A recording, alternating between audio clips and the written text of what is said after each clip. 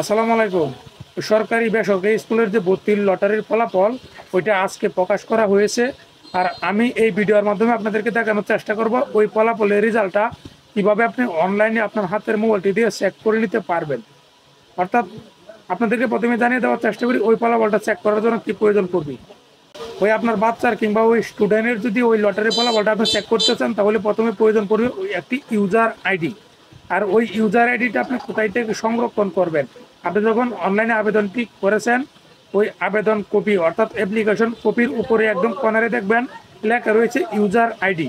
অথবা আপনি যখন আবেদনটা করেছেন আবেদন করার পরে পেমেন্ট করেছেন, পেমেন্টের পরে আপনার ফোনে একটি মেসেজ এসেছে, ওইখানেও একটি ইউজার আইডি এবং পাসওয়ার্ড রয়েছে। ওই মেসেজের ইউজার আইডি এবং আপনার অ্যাপ্লিকেশন কপির ইউজার আইডি দুইটা একই। ওই ইউজার আইডি দিয়ে আপনি অনলাইনে চেক করে নেবেন আপনার বাচ্চার অথবা আপনার স্টুডেন্টের ওই লটারির ফলাফলটা লটারিতে নাম এসেছে কিনা। তো চলেন এখন সরাসরি আমার কম্পিউটারে চলে যায়, আপনাদেরকে দেখানোর চেষ্টা করি কীভাবে ওই ফলাফলটা আপনি চেক করে নিতে পারবেন।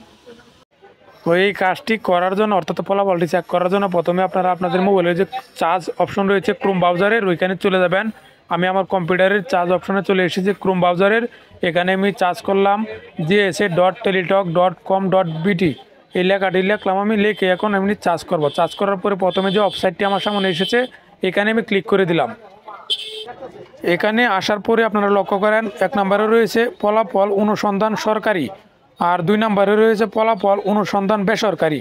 অর্থাৎ আপনারা যারা সরকারি স্কুলে আবেদন করছেন আপনারা 1 নম্বরে, এবং যারা বেসরকারি স্কুলে আবেদন করছেন তারা ওই 2 নম্বরে আপনি ক্লিক করবেন। আমি এখন সরকারি স্কুলের ফলাফলটা চেক করব, যার কারণে 1 নম্বরে আমি ক্লিক করে দিব। ওই সরকারি স্কুলের ফলাফলটা ক্লিক করা 1 নম্বরে ক্লিক করার পরে এখানে নিয়ে আসবে। এখান থেকে যে কাজটি করবেন আপনি এইখানে ক্লিক করবেন। ক্লিক করে দেওয়ার পরে যে ফাঁকা ঘরটি আপনারা এখানে লক্ষ্য করবেন, এই ফাঁকা ঘরের মাঝে আপনি ওই যে ইউজার আইডিটা আপনার রয়েছে ওই ইউজার আইডিটা সুন্দরভাবে লিখে দেবেন। আমি ইউজার আইডি লিখে সাবমিটে ক্লিক করব। সাবমিটে ক্লিক করার সাথে সাথে আমি ওই স্কুলে আমার যে রেজাল্ট আমি চেক করছি ওই রেজাল্টের কি আপনার ফলাফল এসেছে কিনা ওইটা সরাসরি দেখাবে। যদি আপনি ওই চান্স পেয়ে থাকেন তাহলে এখানে আপনার ওই লিস্ট দেখাবে, আর যদি চান্স না পান তাহলে আপনাকে দেখাবে যে আপনার ইউজার আইডিটি উক্ত তালিকায় খুঁজে পাওয়া যায়নি।